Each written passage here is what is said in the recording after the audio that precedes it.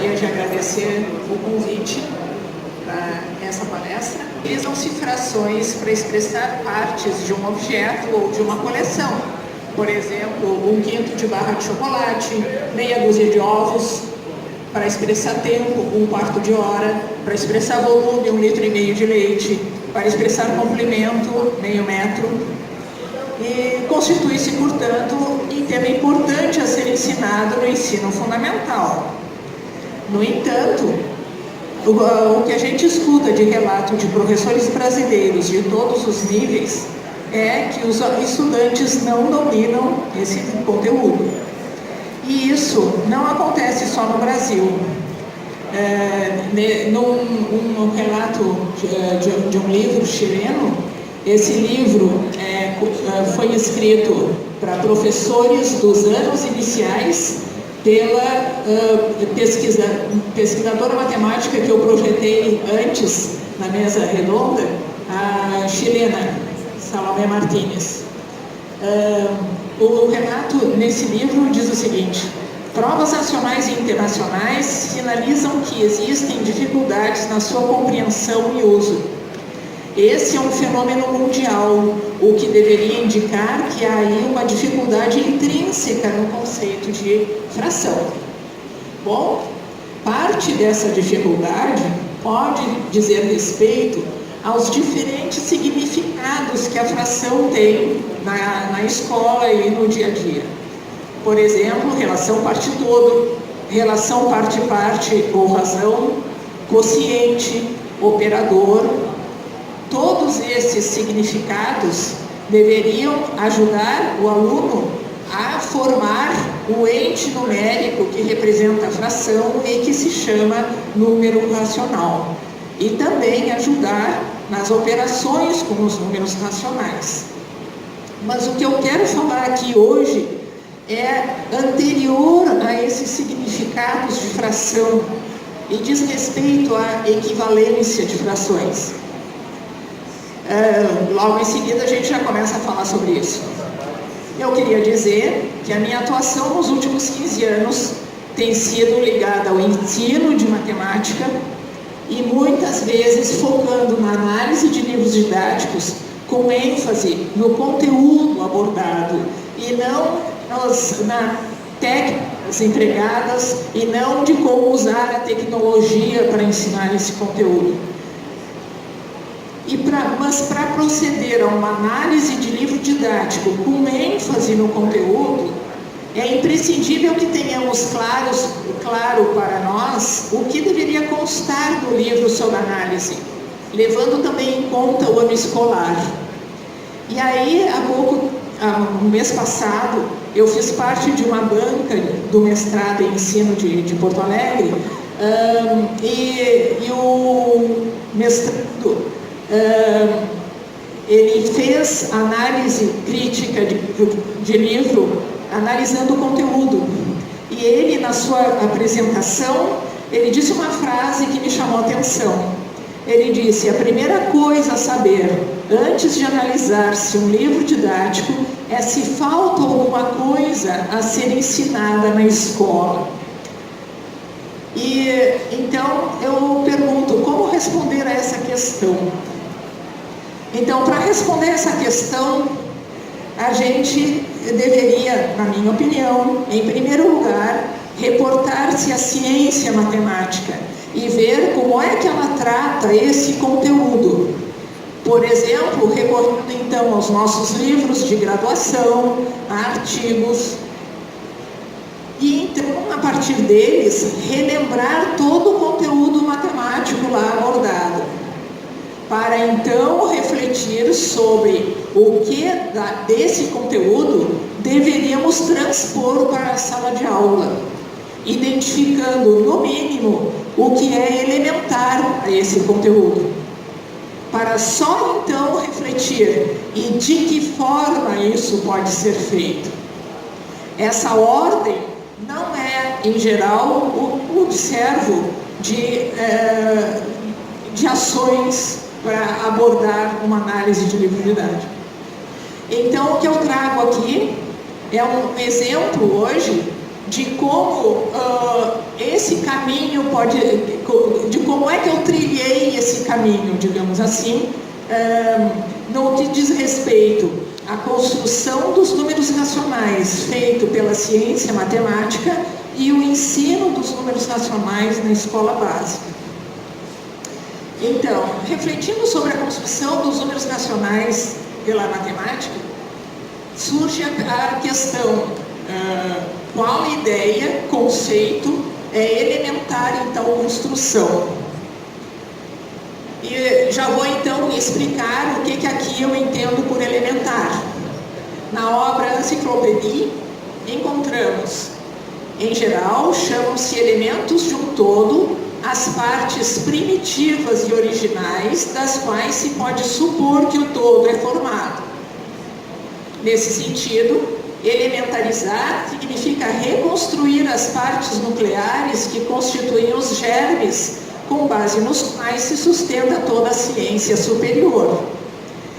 Então, essa questão, ela identifica os conceitos elementares e nos mostra quais conceitos não podem faltar na escola de modo algum. Então, e relativo à conexão com a escola, surge também a questão: existe alguma relação entre a construção dos racionais feita pela ciência matemática e aquela feita na escola? Em caso afirmativo, qual?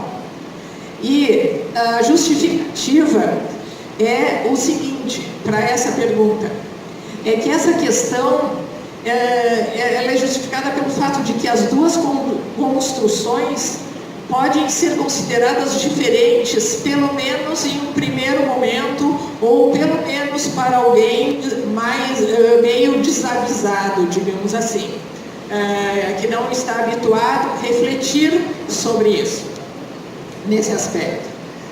Então, de fato, por que são diferentes? Por que poderiam ser consideradas diferentes a princípio? A construção dos números racionais aceita pela ciência matemática é iniciada considerando-se uma relação de equivalência estabelecida sobre pares ordenados de inteiros, que é detalhada adiante, sem que fique imediatamente evidente a noção de quantidade embutida na classe de equivalência, que é afinal chamada de número. Eu pergunto aqui entre os presentes, quem é que viu essa construção dos racionais feita pela ciência matemática no seu curso de graduação? 1, 2, só, pessoal? E os meus colegas aqui não viram? 3. Eu não vi a pergunta. Na graduação. Na graduação. Eu não vi a pergunta. Ele perguntou na hora. Ela vai ser dado umas pinceladas adiante. E vou justificar essa questão, assim. Bom, uma classe de equivalência de pares ordenados, uma relação de equivalência sobre pares ordenados. Aí eu pego a classe de equivalência de um par e chamo isso de número. Desde quando uma classe de equivalência de um par tem algum significado de quantidade? Fica muito estranho. Então, é nesse sentido que pode parecer que a construção matemática é muito diferente do que se faz na escola. Por quê? O que se faz na escola? Na escola, o conjunto de fração é introduzido de modo a já tornar explícita a quantidade que ela representa. Por exemplo, comer 3/5 de bolo significa dividir um bolo em 5 partes de mesmo tamanho e comer 3 partes, mesmo tamanho ou quantidade, e comer 3 partes, chamadas cada uma delas de quinta parte do bolo. Já comer 7/5 significa comer 7 pedaços iguais a uma quinta parte de bolo. Então, para realizar essa façanha, eu preciso de mais de um bolo. Tá? Mas então, todos os livros analisados introduzem o conceito de fração com essa ideia de relação parte-todo, e o que eu quero atenção aqui é de como a noção de quantidade já está embutida nesse conceito, né? Então, é muito diferente, a princípio, do que aparece na construção dos números racionais. Então, só esse aspecto já pode sugerir que a abordagem da ciência é totalmente diferente daquela da escola. Mas será mesmo? Adiante, apontaremos um segundo aspecto que pode reiterar essa impressão. Então, vamos lá, vamos relembrar, ou talvez alguns aqui presentes vão ver essa ideia da construção pela primeira vez.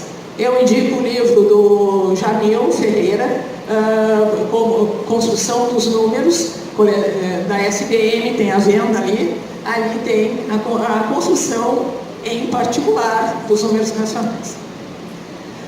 O conjunto dos números racionais, ele é construído a partir do conjunto dos números inteiros, começando por considerar-se no produto cartesiano Z estrela, há uma relação definida por o par AB relaciona-se com o par CD, C e só C, AD igual a BC. Essa é a definição da relação.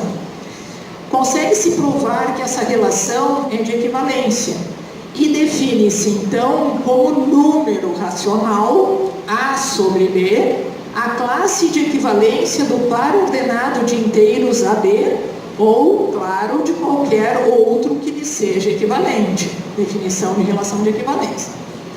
Então, quando a gente vê essa escrita, Q igual ao conjunto dos A sobre B, digamos assim, essa escrita deve ser entendida como o conjunto Q é o conjunto dos números racionais, e não das frações, os números racionais A sobre B, e não das frações A sobre B. Também é dessa forma que deve ser entendida a igualdade. 1/2 igual a 9/18. É a igualdade de duas classes que foram chamadas de números, a igualdade de dois números. Bom, então aqui já podemos colocar a questão: em que momento fica justificada a nomenclatura número para tais classes de equivalência? Ou, levando em conta que a gente está querendo fazer conexão com a escola, e levando em conta que na escola, até o 7º ano, a noção de número está ligada à quantidade, no 7º ano que começam os números negativos e que eu tenho que mudar um pouquinho a ideia do que eu chamo de número. E então, pensando dessa maneira, a gente poderia se perguntar, reformular a questão: onde está embutida na construção a ideia de quantidade para tais classes de equivalência remerecendo o nome de número racional? Antes de respondermos a essa questão, vamos voltar lá para a primeira. Qual é a ideia ou conceito que é elementar nessa construção feita do conjunto Q? Então a gente observa aqui a construção do conjunto Q, até aqui apresentada, ela dependeu exclusivamente da relação de equivalência definida e do conhecimento do conjunto Z. Mas a gente sabe que o conjunto Z tem toda uma estrutura com soma, multiplicações, relação de ordem, que fazem com que ele se torne o que a gente chama de domínio de integridade totalmente ordenado.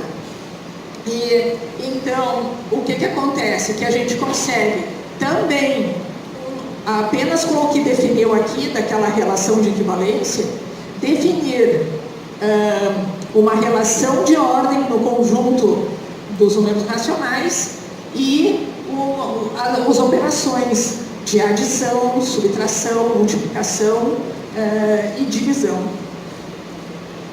E sim, exclusivamente usando o conjunto Z e a relação de equivalência definida.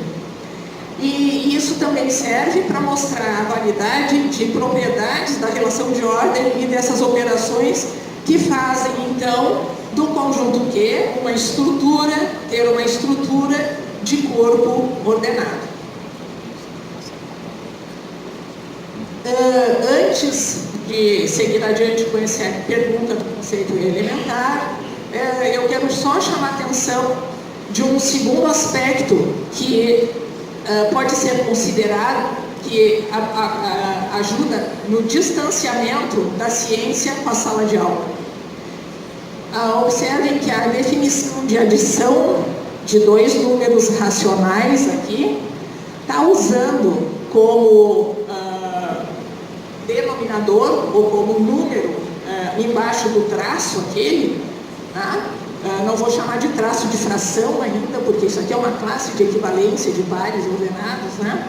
Mas eu estou usando ali um D vezes D, enquanto que muitos de nós aprendemos, e muitos dos livros didáticos enfatizam que para somar ou subtrair frações, eu preciso do mínimo múltiplo comum. Tá? Então, a pessoa que não é convidada para uma reflexão maior pode pensar, olha, até a adição eles definem diferente. Bom, então, continuando, portanto, em termos de o que se tornou elementar, bom, eu consegui construir a estrutura de corpo ordenado dos racionais exclusivamente com o conhecimento da estrutura de anel, domínio ordenado dos inteiros e com a noção da relação de equivalência. E com isso, a noção de equivalência é uma ideia elementar para a construção de quê? Essa é a nossa conclusão. Ou seja, a noção de equivalência ela é tão elementar para a construção dos números racionais como o é a noção de sucessor para a construção dos números naturais. E aí, conectado com a escola, a construção dos racionais, aceita pela ciência matemática, evidencia que, na escola, o conceito de equivalência de frações deve ser muito bem construído com os estudantes. E antes de seguirmos adiante, nos voltando para a escola, então, eu gostaria de voltar e responder a questão: onde é que está embutida na construção acima pincelada a ideia de quantidade para tais classes de equivalência merecerem o nome de número racional? Em que momento nessa construção, para quem viu essa construção, eu gostaria de perguntar, quando vocês estudaram essa construção, foi salientado a vocês essa reflexão? Em que momento isso aí mereceu o número de número, o nome de número? Quando para nós número dá ideia de quantidade. Alguém tem alguma sugestão? Não? Bom, o que acontece? Acontece que o conjunto Z e a relação de equivalência definida no produto cartesiano também são suficientes para garantir que a função que eu vou construir de Z em Q, dada da seguinte maneira: a cada número inteiro N, eu associo o número racional N sobre 1, essa função é injetora, o que nos permite identificar cada número inteiro N como número racional N sobre 1 e, consequentemente, identificar o conjunto Z com um subconjunto de Q. O que aconteceu? Eu tenho no momento em que eu tenho uma função injetora de Z em Q, eu tenho uma correspondência 1 a 1 entre os elementos do domínio e os elementos da imagem. Então, eu posso simplesmente pegar cada elemento da imagem e substituir pelo seu correspondente do domínio. E com isso, a gente enxerga Z como Matriz, subconjunto de Q. Ah, bom, mas será que isso ainda é suficiente para chamar qualquer número racional? Está dizendo que não. Por exemplo, os que estão aqui de número, não, né? As coisas, números que eu conheço aqui são os inteiros, e aquele conjunto ainda continua meio obscuro, digamos assim. Então, a função f permite também reconhecer que a ordem e as operações em Q são uma ampliação da ordem e das operações com números inteiros ao conjunto Q. Uma ampliação de Z para Q. Eu não vou entrar em detalhes aqui, mas então eu vou só me concentrar numa igualdade de números racionais e fazer a tradução. Então, o que acontece? Vamos pegar a divisão do número racional 1 sobre 1 por n sobre 1. Então, pela definição que foi dada anteriormente, isso aqui daria 1 vezes 1 sobre 1 vezes n. Bom, então daria o número racional 1 sobre n.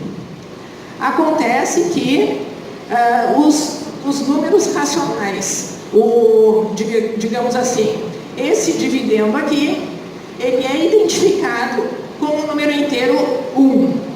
Esse identificado com o número inteiro n. Então, como é que eu posso ler essa igualdade, essa operação?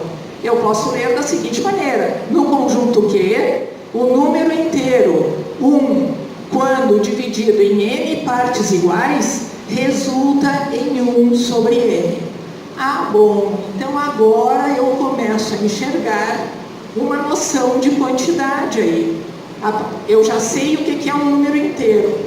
Aí eu pego o número inteiro 1, divido em n partes iguais, e dentro do conjunto dos racionais eu tenho um resultado para isso. É o número racional 1 sobre n. Então eu consigo ter aí, né, na construção feita pela matemática, a noção de quantidade associada a esse número racional, que por enquanto tem numerador 1 ainda. Tá bom, mas o que é 2 sobre 3? Pela definição de adição, a gente viu que 2 sobre 3 é igual a 1 sobre 3 mais 1 sobre 3. Ah, bom, como agora eu já tenho a noção de quantidade de 1 sobre 3, então basta juntar dois deles e eu vou conseguir uma ideia de quantidade para o número racional 2 sobre 3. Bom, então, agora sim voltamos para a escola, Então vamos adotar como princípio que o conceito de equivalência de frações deveria ser muito bem construído com os estudantes. Então a gente já vai abrir um livro didático tendo isso, ó. Eu tenho que focar nisso aí, eu tenho que procurar isso aí e analisar. Então, mas deixa eu observar que o conceito de equivalência de frações ser muito bem construído já deveria estar em todos os livros didáticos que introduziram o conceito de fração, dando uma ideia de quantidade. Então, já deveria ser razoável tentar identificar sob que condições duas frações representam uma mesma quantidade. E o termo bem construído, quando eu emprego aqui, eu quero me referir a uma construção que promova a compreensão do estudante e que inclua, na nossa opinião, não apenas caracterizações parciais, por exemplo, esse critério tirado de um livro didático, que se eu multiplico ou divido em cima e embaixo por um mesmo número natural, eu vou ter como resposta uma fração que é equivalente à primeira. Esse é um tipo de critério parcial, porque se eu dividir, então eu encontro uma fração equivalente. Mas o que eu quero dizer é uma característica, que eu quero me referir a uma caracterização completa de frações equivalentes. Por exemplo, duas frações A sobre D e C sobre D são equivalentes, C e só C a D igual a BC. Bom, então, isso deveria aparecer nos livros, mas não é o que encontramos. Então, junto com a orientanda minha do mestrado em ensino atualmente, ela está trabalhando nisso, e então analisamos 13 livros didáticos do ensino fundamental entre o 4º e o 7º ano, sendo 7 livros de 6º ano e 2 do 7º ano. Esses dois, porque a gente analisou o livro o nosso foco era o livro do 6º ano, mas a gente via como é que tinha sido introduzido antes, como é que era retomado no 6º ano, e se por acaso perguntas que a gente procurava responder não apareciam no livro de 6º ano, a gente ia até o livro do 7º ano para ver se por acaso estava sendo feito lá. E em 2 casos, sim, os números racionais eram retomados no 7º ano. Então, por isso, 2 livros de 7º ano. Então, quais eram os nossos objetivos? Verificar, principalmente, como é introduzido o tema frações, no 6º ano, como ele é retomado, como é tratada a equivalência de frações, se aparecem critérios de equivalência, e qual a ênfase dada à equivalência ao abordar-se a comparação e as operações de adição e de subtração entre frações. Em todos os 13 livros analisados, o conceito de fração foi introduzido por meio da relação parte-todo, que já traz embutida a noção de quantidade, como a gente já falou. O que dizem sobre equivalência de frações? O conceito de equivalência já aparece em livros de 5º ano. No entanto, os argumentos são apoiados apenas em representações pictóricas e puramente no que eu chamo de olhômetro, isto é, apenas observe e veja o que acontece. O que poderia parecer uma crença de que a criança de 5º ano ainda não tem maturidade para ir além do observe e veja o que acontece, não se mantém quando a gente passa a analisar os livros de 6º ano.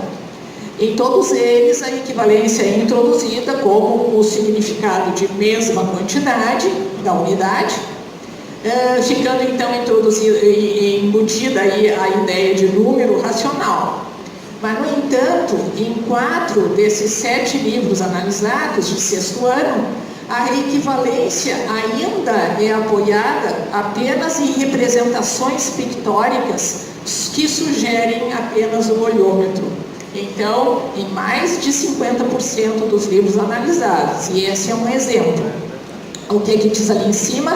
Os 4 retângulos representados abaixo têm a mesma medida e foram divididos em partes iguais. Como as partes pintadas representam a mesma parte do todo, quem disse? Só quem disse foi o olhômetro, né? Porque a gente não está sendo, o aluno não está sendo estimulado a argumentar de alguma forma por que eles representam a mesma quantidade. Em 6 dos 7 livros de 6º ano analisados, a equivalência é abordada antes da comparação. Porém, 4 desses autores não ressaltam a importância da equivalência na discussão da comparação. Por exemplo, comparar as frações 10 sobre 15 e 14 sobre 21. E resumem-se a apresentar critérios parciais para gerar frações equivalentes, como já apresentado anteriormente. Então, se o aluno não é chamado a atenção de que aquele é apenas um critério parcial, ele pode ser levado a pensar, a tomar esse critério como um critério completo. E aí argumentar que 10 sobre 15 e 14 sobre 21 não são equivalentes porque 14 não é múltiplo de 10, nem 10 é múltiplo de 14. Então, bom, e em nenhum dos livros de sexto ano analisados aparece o desafio aos estudantes: como reconhecer que duas frações quaisquer são ou não equivalentes. Reconhecer com base no pensamento matemático e não no olhômetro. Motivado, por exemplo, pela atividade adaptada do livro aberto de matemática de frações. Quem é maior? 1/3 ou 8/25 de uma unidade? Bom, por que esse exercício é relevante? Porque se a gente tenta representar essas frações na forma de pizza, como unidade, o olhômetro nos diz que elas são equivalentes. Se a gente tenta representar na forma de retângulo a unidade, também o olhômetro nos diz que elas são equivalentes. No entanto, a gente sabe que 1/3 e 8/25 não são equivalentes. Tá?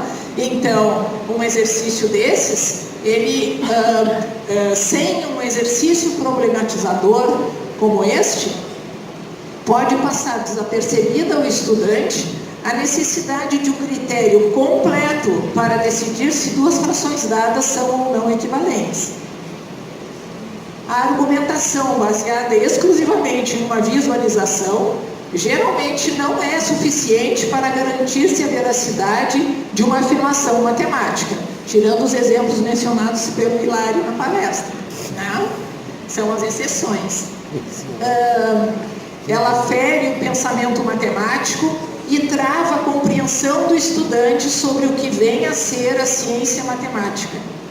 Essa atividade proposta desbanca o olhômetro nessa situação escolar de comparação de frações e é um convite ao estudante ao pensamento matemático. Bom, devemos fazer exceção para 3 autores do sexto ano.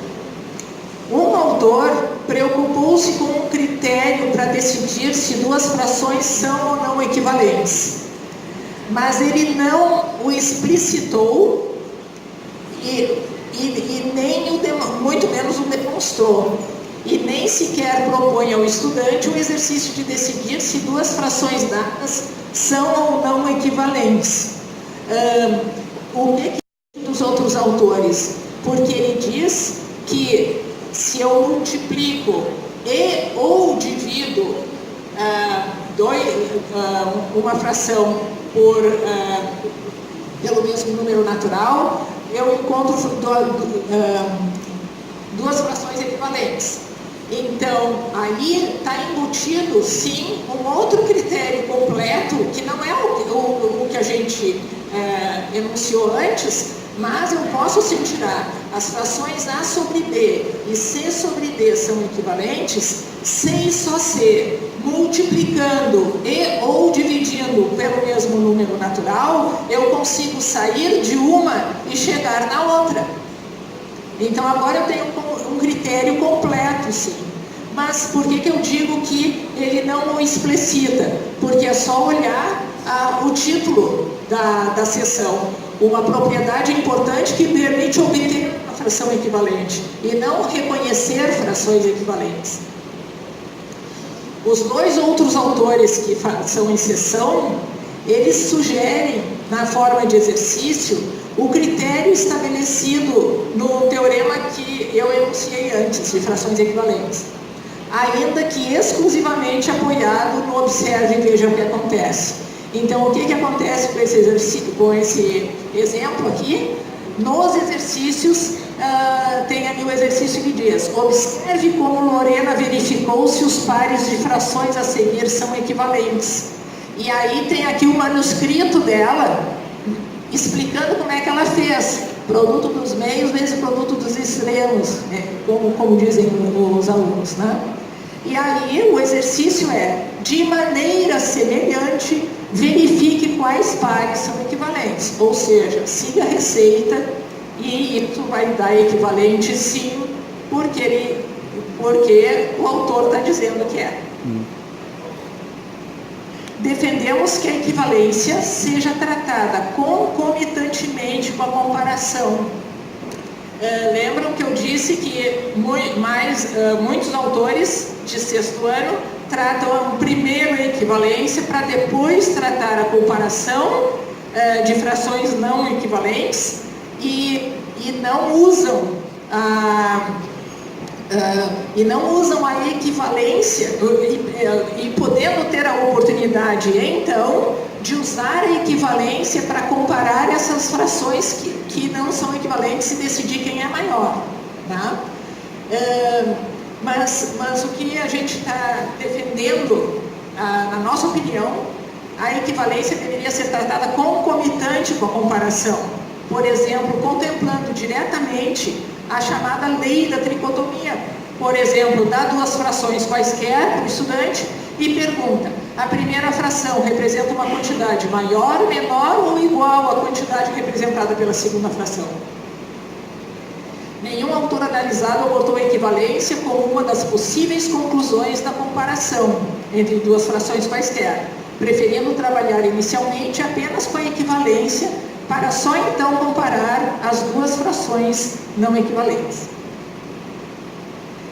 Comparar duas frações não equivalentes. E consideramos um tal encaminhamento não natural para o estudante, porque dadas as duas quantidades, a primeira ou é maior, igual à segunda, ou é maior ou é menor. Bom, então já que a gente está falando de comparação, então deixa eu esclarecer que alguns dos autores de quinto ano já abordam a ideia de comparação entre frações, porém também amparada apenas em representações pictóricas e no olhômetro, passando-se logo a seguir a receita, perdendo-se a oportunidade de fazer uso da definição de fração não unitária e deixando incompleta a argumentação matemática. Então, no lugar de, quer comparar aqui 3/5 e 2/5, então, no lugar de reiterar com o estudante qual é o significado de 3/5, qual é o significado de 2/5, e aí concluir que 3/5 é maior do que 2/5, não, eles fazem o desenho, e aí tem esse girassol, que é uma beleza, ele dá a receita de tudo, sem antes do aluno ser convidado a refletir o que significava 2/5 e 3/5, então quem é o maior. E aqui, no segundo momento, segunda situação, ele compara frações de mesmo numerador. E, de novo, ele não apela para a definição de fração, ele só apela para o olhômetro. Faz o desenho e veja que... E aí tem o girassol dizendo a receita de comparar frações de mesmo numerador. Em 3 dos 7 livros de sexto ano analisados, apesar de a equivalência ser tratada antes da comparação de frações, não aparecem quaisquer exemplos ou exercícios que desafiem o estudante a fazer uso dela para fazer uso da equivalência para decidir sobre a comparação. Nos demais livros, quando um tal desafio aparece, a resolução é amparada apenas, de novo, na visualização. Então aqui, quer comparar todas essas frações unitárias, no lugar de refletir sobre a definição de fração unitária, o que significa um quarto, o que significa um sexto, e chamar a atenção dessa relação inversa: quanto maior o número de partes, menor é o tamanho da parte, né? Ou então usar frações equivalentes para comparar essas quantidades. Não, está lá o desenho de cada pedacinho e diz ali, ó, veja que os pedaços de pizza variam de tamanho. 3 dos 7 livros de sexto ano analisados merecem uma ressalva. Iniciam apenas com a visualização, mas logo a seguir mencionam que também pode-se fazer uso da equivalência. e esse aí é um recorte onde isso é feito, mas com a vantagem assim, de ser uma imagem não usual, que é comparar 3/8 e 5/16, e então ele subdivide os hexágonos ao meio e consegue então gerar uma fração equivalente, e aí de denominador também 16, e aí consegue comparar com a outra fração dada. E sobre as operações com frações, eu não vou ler essa parte aqui, eu já comentei antes, né? Eu só trouxe um recorte aqui para mostrar como, de fato, existem livros que dão ênfase ao mínimo múltiplo comum, seja qual for o exemplo considerado, cada vez mais complexo, mas desde o início ele está sempre chamando a atenção que o denominador que ele considerou foi o mínimo múltiplo comum. O que acontece com isso? Bom, só deixa eu dar um outro exemplo antes de comentar. Tem um outro livro que dá uma adequada ênfase para o mínimo múltiplo comum. É claro que eu posso operar usando o mínimo múltiplo comum, mas essa não é a única forma. E esse livro aí, ele dá 3 diferentes maneiras de efetuar as operações, e inclusive no final ele convida o estudante para opinar sobre qual maneira ele achou mais simples. Então, a primeira maneira usa o produto dos denominadores para realizar a subtração de 11/12 menos 5/14. Então, ele usa como denominador o produto dos denominadores para gerar frações equivalentes. A segunda estratégia foi gerar várias frações equivalentes a partir das parcelas dadas ali, multiplicando em cima e embaixo por 2, em cima e embaixo por 3, em cima e embaixo por 4, até que encontrou 2 frações que tinham o mesmo denominador, e então passou a operar com essas frações equivalentes. E a terceira maneira faz uso, sim, do mínimo múltiplo comum. Mas então o mínimo múltiplo comum é só uma forma dele. Consideramos que o tratamento da comparação e da adição e subtração de frações, fazendo uso do mínimo múltiplo comum de forma enfática, não apenas está envolvendo de maneira desnecessária um algoritmo que o estudante precisa relembrar, o que pode constituir uma eventual barreira para o estudante seguir adiante, como pode, afinal, estar sugerindo ao estudante que existe uma única forma de proceder, além de travar sua independência na busca por um denominador comum. Então, está tolhendo e está atrapalhando. Então, agora eu só vou dar algumas sugestões de atividades para o 6º ano que direcionam para o teorema de caracterização de frações equivalentes, né? Chegando até a demonstração. Então, a primeira atividade é tirada também do livro aberto. Eu não vou ler todo esse enunciado. Basicamente é o seguinte: a mãe divide o bolo em 3 partes iguais porque tinha em casa 3 crianças, e de repente, antes de começarem a comer, chegam mais 4 crianças. Então, o que ela faz? Ela pega cada fatia do bolo e subdivide em 4. Então, aí tem 2 meninos, um comeu 4 pedaços, o outro comeu 2 pedaços. E aí pergunta, se não tivessem chegado essas outras 4 crianças, cada um teria comido 1/3. O fulano acabou comendo mais ou menos bolo do que 1/3.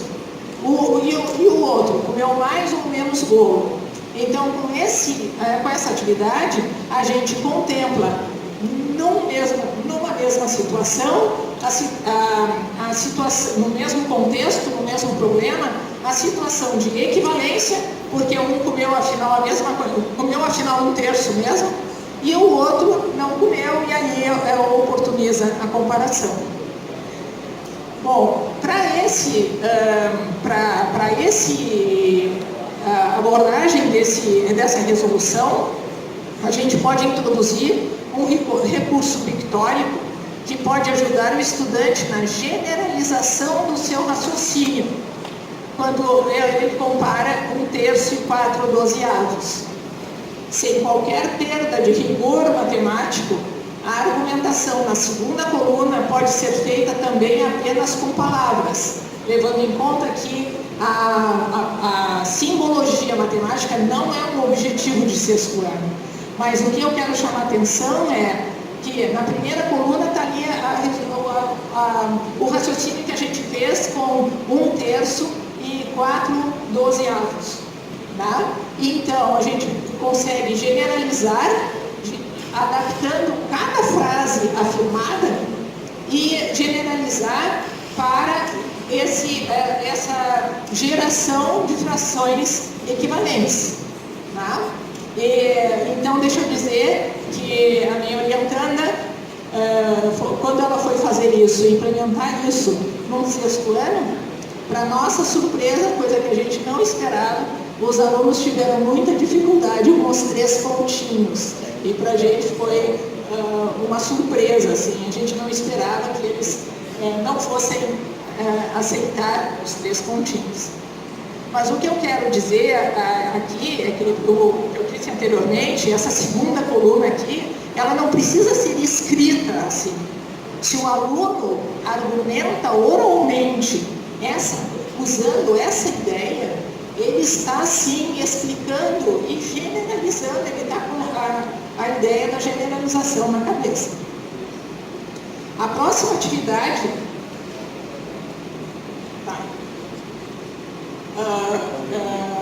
com 5 minutos, então, a próxima atividade, ela usa 2 folhas de papel e convida o aluno a ele agora criar a estratégia de subdividir cada parte em outras tantas partes, como foi a atividade do bolo. Então, por exemplo, quem é maior, 2/3 ou 3/4? E aí o aluno recebe 2 folhas, numa ele pinta 2/3, noutra ele pinta 3/4. E então espera-se que, claro, com o auxílio do professor, mas espera-se que uma das estratégias que ele dê divide cada terço em 4 partes iguais e divide cada quarto em 3 partes iguais. E eu chamo a atenção que essa estratégia de fazer a primeira subdivisão em linhas verticais e a segunda divisão em linhas horizontais é uma estratégia, sim, porque ela vai relembrar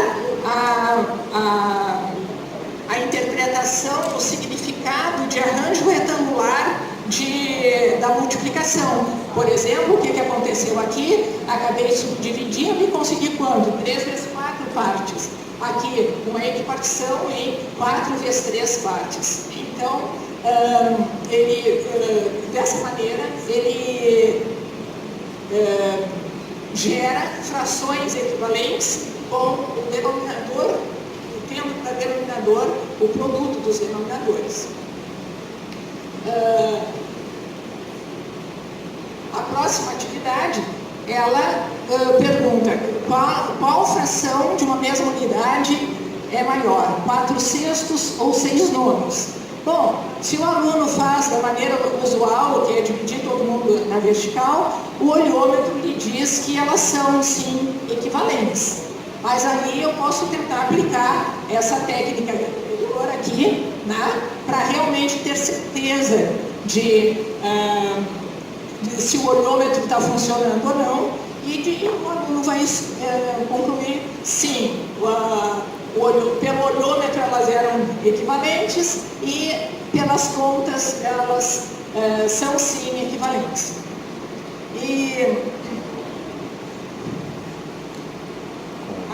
Mas a diferença da atividade anterior é que agora ele teria que dividir cada sexto em 9 partes iguais e cada nono em 6 partes iguais. Então vai gerar uma equipartição em 54 partes. É claro que isso vai ficar, se ele for fazer o desenho, vai ficar uma coisa muito imprecisa.